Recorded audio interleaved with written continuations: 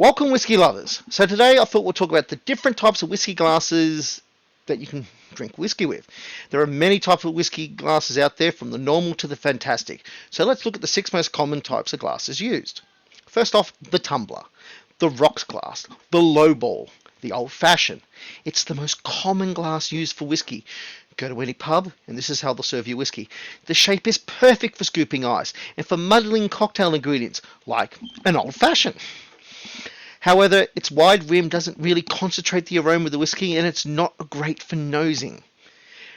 Next up is the highball. It's a standard cocktail glass, primarily used for whiskey mixes, whiskies and coke, whiskies and lemonade, dark and stormies, etc. And as I said in my previous video, if you miss your whiskies and you're using a single malt, you go to hell. Next up is the snifter or the brandy glass. Originally, this was used for brandy and cognacs, and this can often be found in gentlemen's clubs. No, the classy ones, not the strip joints. These glasses are designed to be held almost horizontal without spilling. They invoke the image of sipping whiskey or brandy with cigars in the smoking room after dinner. The wide bowl is perfect for swirling and to help release the aromas of the whiskey, but the wide bowl coupled with the narrow rim can concentrate the heavier ethanol aromas and overpower the more subtle ones.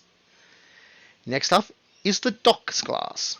This tulip-shaped glass is a traditional Spanish glass for sherries and wine, named for appearing heavily on seaside docks as sailors enjoyed wine and sherry on layover.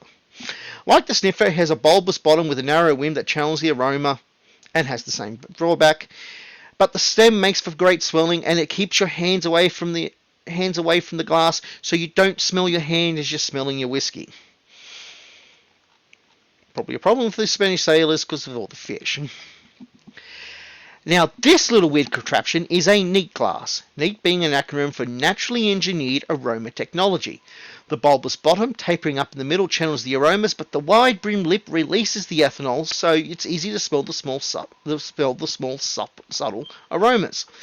It's good for those new to spirits and have difficulty smelling the more subtle notes of the whiskey. However, the wide brim does make it very awkward to drink from. Finally, we come to my personal favourite, the Glencairn glass. It's very similar to the Docks glass, but it has a shorter stem, is heavier, and much more robust. And this glass was designed solely for whiskey appreciation. It's great for swirling,